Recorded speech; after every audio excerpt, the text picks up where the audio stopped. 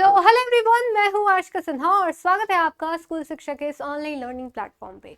आज की इस वीडियो में हम लोग बात कर रहे हैं, अगर आप क्लास 10th में हैं और जेएनवी में क्लास 11th में एडमिशन चाहते हैं तो आपका जो एग्ज़ाम होने के बाद अगर आपका एग्ज़ाम जो है वो निकल जाता है तो एडमिशन के टाइम पे या फिर वेरिफिकेशन के टाइम पे आपको कौन कौन से डॉक्यूमेंट्स जो है वो देने होंगे। तो अगर अभी तक आपके पास ये डॉक्यूमेंट्स नहीं हैं तो इसको जल्दी से बनवा लीजिए। आइए बात करते हैं कौन से ये डॉक्यूमेंट्स होने वाले हैं। तो जैसा कि आप देख सकते हैं आपको प्रॉस्पेक्टस मिला हुआ है और इसी में मेंशन्ड है कि कौन कौन से डॉक्यूमेंट्स आपको चाहिए। तो आपका एग्जाम कब होने वाला है? 7 फरवरी को, याद रखिएगा। ठीक है, इसके फॉर्म जो है वो जो रजिस्ट्रेशन है वो बंद हो चुकी है अब।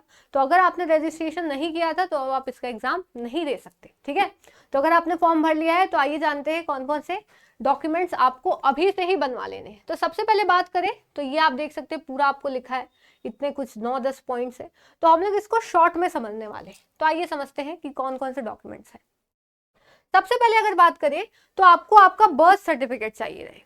ठीक है, ताकि आपकी एज जो है, क्योंकि एज एलिजिबिलिटी दी हुई है तो एज आपकी देखी जाए कि आप उस एज लिमिट में आते हो कि नहीं। ठीक है, तो पहली चीज हो गई बर्थ सर्टिफिकेट, तो वो तो होगी ही। फिर बात करते हैं प्रूफ्स फॉर एलिजिबिलिटी। तो जो भी कंडीशन आती है, अगर आप मेंशन करते हैं कि आप रूरल एरिया के आते हैं तो आपको वहां का लाना पड़ेगा कि हाँ आपने रूरल एरिया से ही स्कूलिंग की है, आप रूरल एरिया में ही रहते हो। तो जो भी जरूरतें हैं, जो भी एलिजिबिलिटी आपने दी है, ठीक है, तो वो आपको प्रूफ के लिए देना होगा। दूसरी बात, तीसरा आता है आपको क्लास 10th का जो सर्टिफिकेट मिलेगा वो आपको देना पड़ेगा कि आप पास हो चुके हो। ठीक है, तो वो आपको सबमिट करना पड़ेगा at the time of exam, I mean verification. तो उस टाइम तक आ जाता है आपका। अब ये नहीं सोचना मैम अभी कैसे आएगा, तो अभी आप क्लास 10th में हो, कोई दिक्कत नहीं है। आप जब पास हो जाओगे आपको ये मिलती है। ठीक है, तो आपकी जो सर्टिफिकेट है, मार्कशीट, सीबीएसई में तो दोनों एक साथ ही आती है अब, तो वो आपको दे देनी है। फिर आते हैं रेसिडेंस सर्टिफिकेट। जैसा कि आपको पता है कि जिस जेएनवी डिस्ट्रिक्ट के लिए आपने फॉर्म भरा है उसी डिस्ट्रिक्ट का आपके पास रेसिडेंस सर्टिफिकेट होना चाहिए कि आप उसी जिले में रहते हो, तभी आपका एडमिशन हो सकता है। तो वो सर्टिफिकेट चाहिए रहेगा। फिर बात करते हैं आपके आधार कार्ड की एक कॉपी भी मांगते हैं और ये जो सर्टिफिकेट है इसकी भी कॉपी लेते हैं। ठीक है, तो एक्चुअल नहीं रखेंगे, कॉपी लेंगे, तो याद रखिएगा। आगे बात करें तो certificate by the head master of school. तो हेड मास्टर ऑफ स्कूल के द्वारा आपको सर्टिफिकेट देना होगा कि हाँ ये हमारे स्कूल से पढ़े हैं, ये स्कूल रूरल एरिया में या अर्बन एरिया में है, जो भी है। और इसका फॉर्मेट आपके प्रोस्पेक्टस में ही दिया है। ठीक है, तो वो आप फुल करवा सकते हो।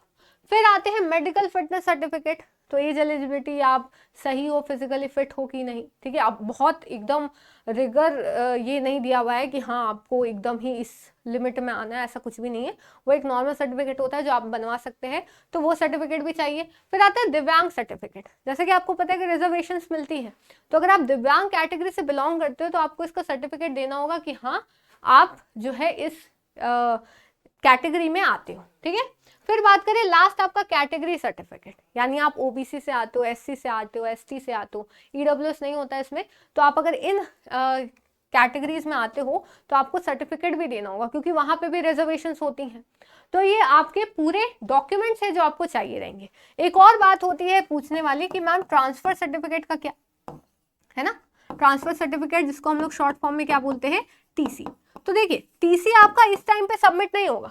जब आपका पूरा वेरिफिकेशन हो जाएगा, सारे डॉक्यूमेंट सही निकलेंगे, तब जाके आपसे बाद में आपका टीसी लिया जाता है। ठीक है, इसके टाइम पे नहीं, बाद में जाकर आपका टीसी लिया जाएगा। तो टीसी तो स्कूल वाले प्रोवाइड करेंगे, तो वो आपको वहां से ले लेना। तो ये है हमारे सारे डॉक्यूमेंट्स जो आपको चाहिए रहेंगे at the time of verification, अगर आपका एग्जाम क्लियर हो जाता है। तो अगर ये डॉक्यूमेंट्स आप नहीं प्रोवाइड कर पाएंगे तो आपने भले ही एग्जाम निकाला हो, भले ही आपने हाईएस्ट स्कोर किया हो, लेकिन आपको जो है वो एडमिशन नहीं मिलेगा।